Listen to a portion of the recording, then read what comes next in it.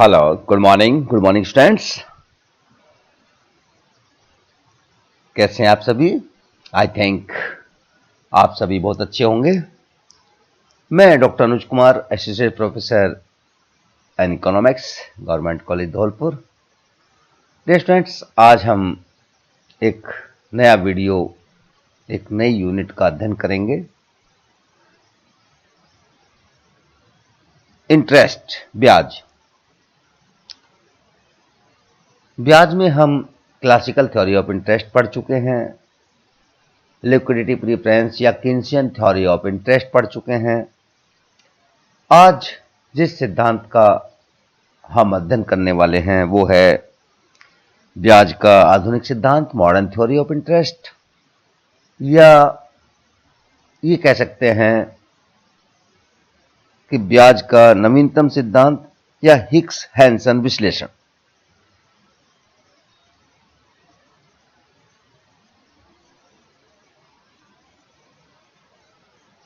तो let's start करते हैं।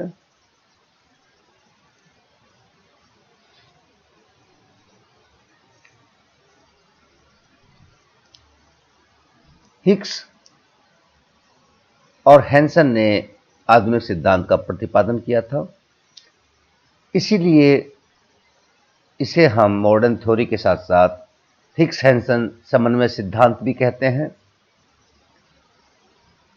हिक्स हैंसन विश्लेषण का प्रारंभ 1937 में G.R. हिक्स के एक लेख से हुआ था। बाद में प्रोफेसर एल्विन हैंसन ने 1949 में इसे विकसित किया। इस सिद्धांत में बचत, विनियोग, मुद्रा की मात्रा या मुद्रा की मांग और मुद्रा की पूर्ति चारों तत्वों का समावेश किया जाता है।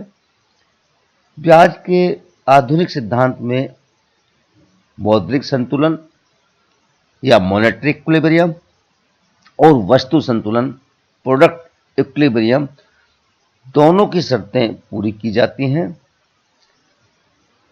इसमें हम वास्तविक तत्व और जैसे कि बचत और विनियोग और किन्स के सिद्धांत, जो कि पूर्ण एक मौद्रिक घटना मारकर चलते थे, उनके अनुसार हम मुद्रा की मांग, तरलता पसंदगी और मुद्रा की पूर्ति इसमें ले लेते हैं।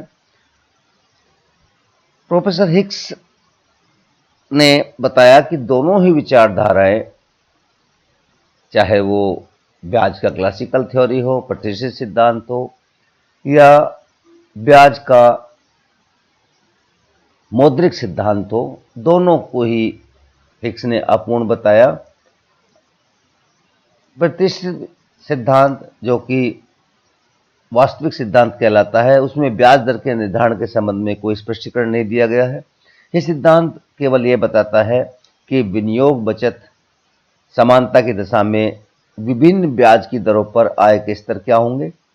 इसी प्रकार जो किन्सियन थ्योरी है वो मुद्रा बाजार के संतुलन को बताता है, जिसमें ब्याज की दर पुनः अनिर्धारणीय है, उसमें भी निर्धारण नहीं होता है, क्योंकि इस सिद्धांत में हम केवल मुद्रा की मांग और मुद्रा की पूर्ति में समानता की दशा को स्पष्ट करते हैं। प्रोफेसर हिक्स हैंसन ने दोनों विचारधाराओं का उचित समन्वय करके ब्याज का एक आधुनिक सिद्धांत प्रस्तुत किया। आधुनिक सिद्धांत में आय परिवर्तन का मौद्रिक और वास्तविक तत्वों का प्रभाव देखकर ब्याज की दर का निर्धारण किया गया है। यह कह सकते हैं कि इस सिद्धांत में मौद्रिक तत्व और वास्तविक तत्वों का एकीकरण कर जो रेट ऑफ इंटरेस्ट है या ब्याज की दर को निर्धारित किया गया है।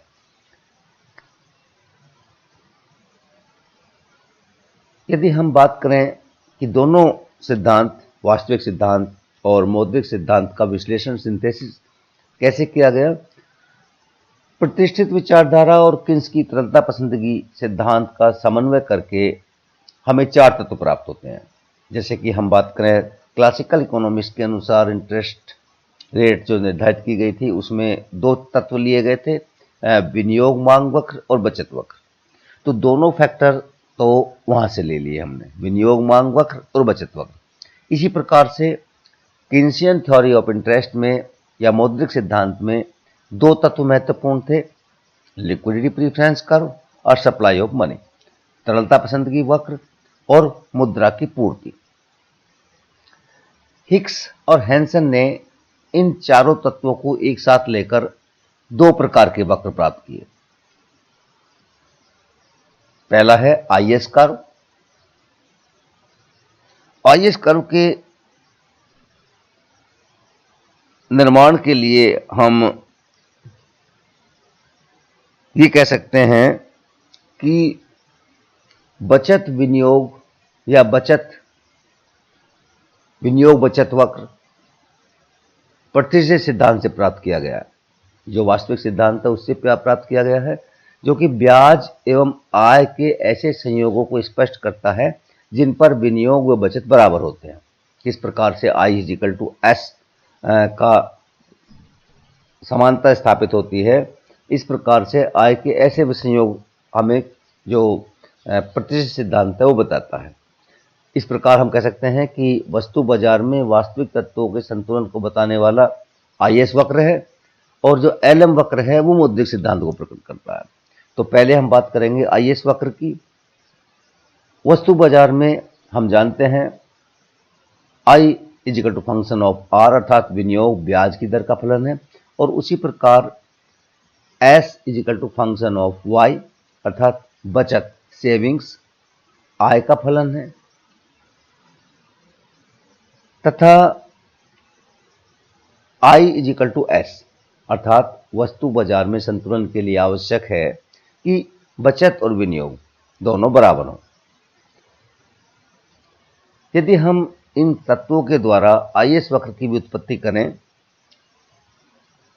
तो हम देख सकते हैं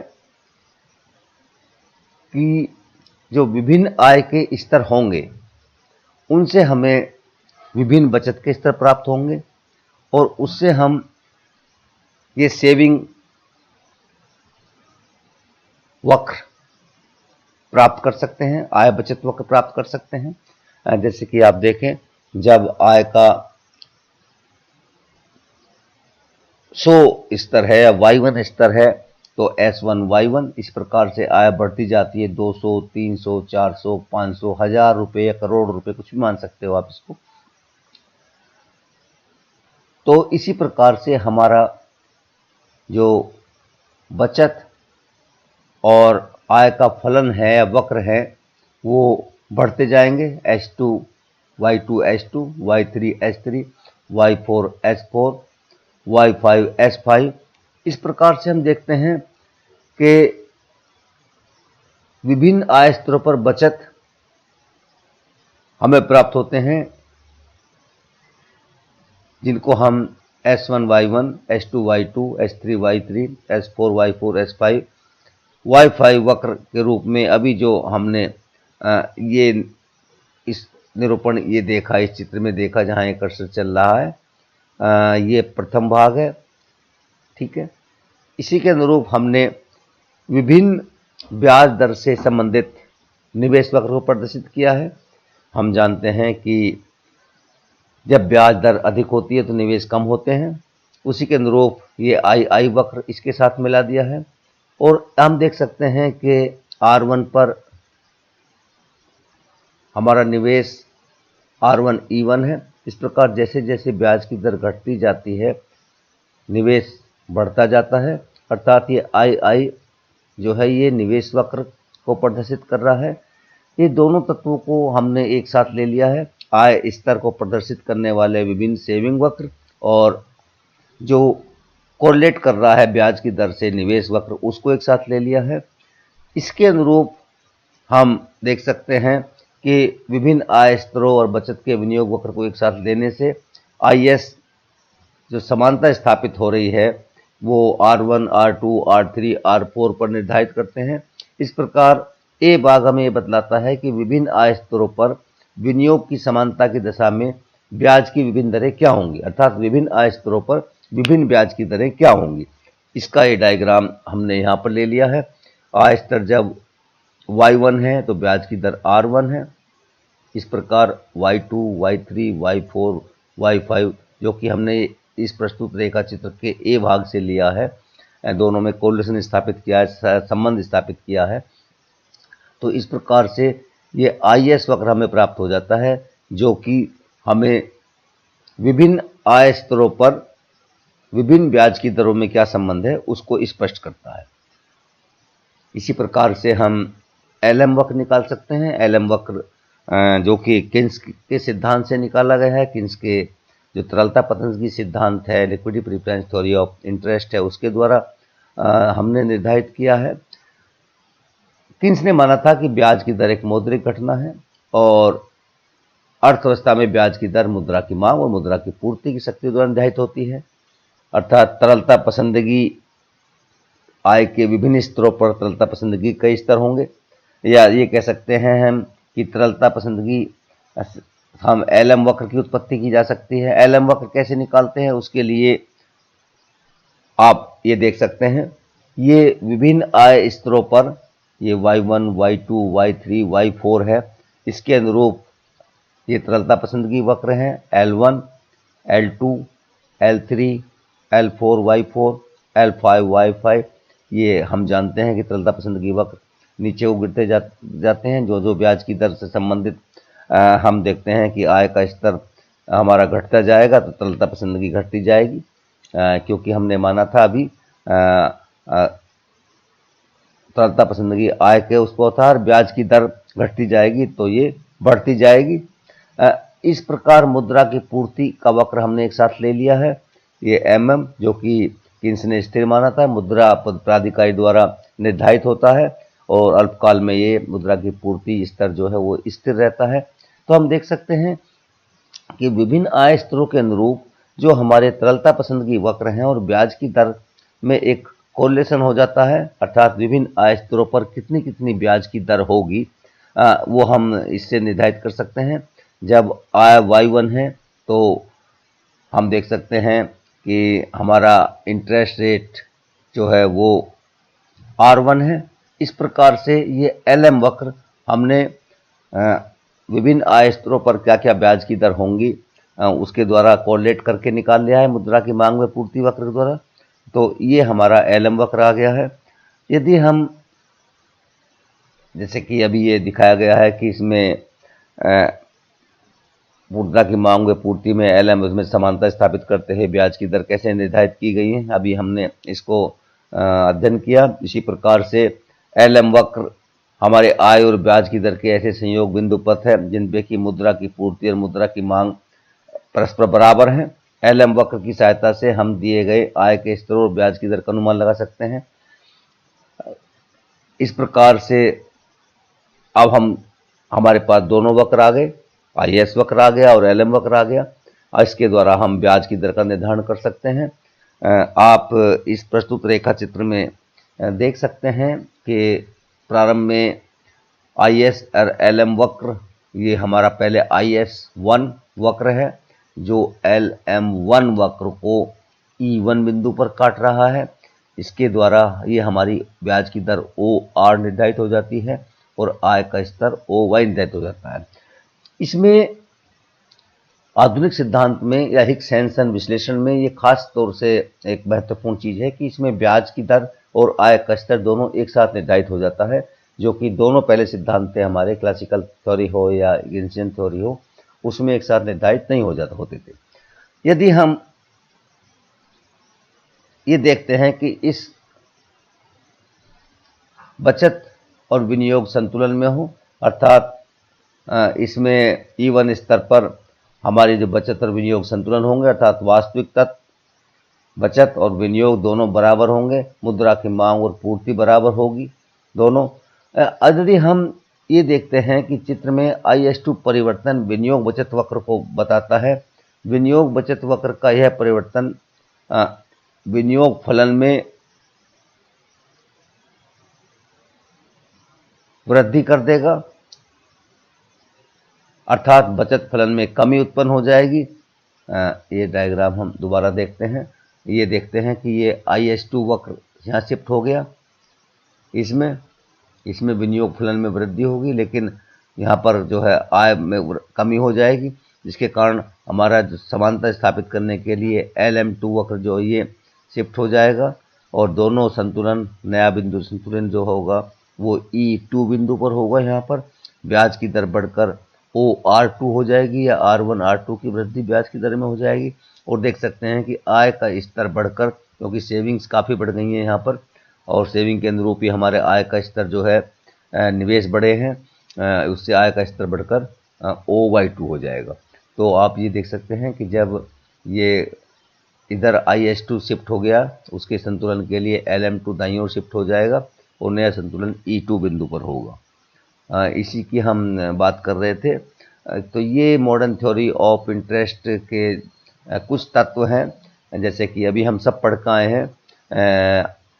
विनियोग मांग फलन जो महत्वपूर्ण चीज़ है, I = फंक्शन ऑफ R, अर्थात विनियोग जो है वो ब्याज की दर का फलन होती है। सेकंड है, यदि हम बचत फलन की बात करें, H = फंक्शन ऑफ YR, अर्थात बचत जो होती है वो आय स्तर और ब्याज की दर दोनों का फलन होती है। क्योंकि केन्सियन थ्योरी जो है वो बचत को आय का फलन मानती थी, जबकि जो क्लासिकल थ्योरी है वो बचत को ब्याज की दर का फलन मानती थी। तरलता पसंदगी भी हमारी L = फंक्शन ऑफ YR, अर्थात मुद्रा की मांग आय स्तर और ब्याज की दर के द्वारा निर्भर होती है। हम जानते हैं कि तरलता पसंदगी 3 प्रकार की केन्स ने बताई थी। जो हम कह सकते हैं कि लेन देन उद्देश्य हो सकता है, सतर्कता उद्देश्य हो सकता है, सट्टा उद्देश्य हो सकता है। जो दोनों पहले उद्देश्य हैं, ट्रांजैक्शन अप्रोच और प्रिकॉशनरी अप्रोच, वो आय के स्तर द्वारा निर्धारित होती हैं या उस पर निर्भर करती हैं, और जो सट्टे की मांग है वो ब्याज की दर के द्वारा निर्धारित होती है। इसी प्रकार हम देख सकते हैं कि ये आपका मुद्रा की मात्रा जो सरकार द्वारा निर्धारित होती है स्थिर रहती है, और इसके द्वारा हम जो I = S विनियोग बचत के बराबर हो जाता है और मुद्रा की मांग मुद्रा की पूर्ति के बराबर हो जाती है। ये कुछ आलोचनाएं हैं। वैसे कोई खास नहीं है, समय तत्व की उपेक्षा की गई है इसमें भी। अल्पकाल और दीर्घकाल में कीमत परिवर्तन की उपेक्षा की गई। ये मान लिया गया कीमत स्थिर रहती है, जबकि वास्तव में कीमत स्थिर नहीं रह गई है। और विनियोग और ब्याज दर में समानता की जो बात की गई है वो एक साथ इस प्रकार के जो पहले आलोचना थी हमने क्लासिकल और केन्सियन थ्योरी में पढ़ी थी, वही 1-2 आलोचनाएं हैं, लेकिन फिर भी ये उचित सिद्धांत माना जाता है, परिपूर्ण सिद्धांत माना जाता है। तो स्टूडेंट्स, ये आपकी मॉडर्न थ्योरी ऑफ इंटरेस्ट या ब्याज का आधुनिक सिद्धांत या हिक्स हैंसन विश्लेषण, कुछ भी आ जाए, दोनों चीज़ें इसमें हैं, ये यहाँ पर समाप्त हो जाती है। तो यदि कोई चीज़ में समझ में नहीं आई है तो आप मुझसे संपर्क कर सकते हैं। Okay, thank you very much. कोई भी चीज़ समझ में ना आए तो मुझे आप फ़ोन कीजिएगा। मेरा फ़ोन नंबर आपके पास है। और अंत में यही कहूँगा कि लगभग हम अब जो BA सेकेंड ईयर का कोर्स है माइक्रो इकोनॉमिक्स का, उसकी समाप्ति की ओर चल रहे हैं। 1-2 यूनिट रह रही है। यदि कोई चीज़ हमें समझ में नहीं आएगी तो हम उसको दोबारा रिपीट करेंगे, तो आप मुझे फ़ोन कर सकते हैं। अपना ध्यान रखिएगा, आप हमारे लिए और इस देश के लिए बहुत ही महत्वपूर्ण हैं। Okay, thank you very much.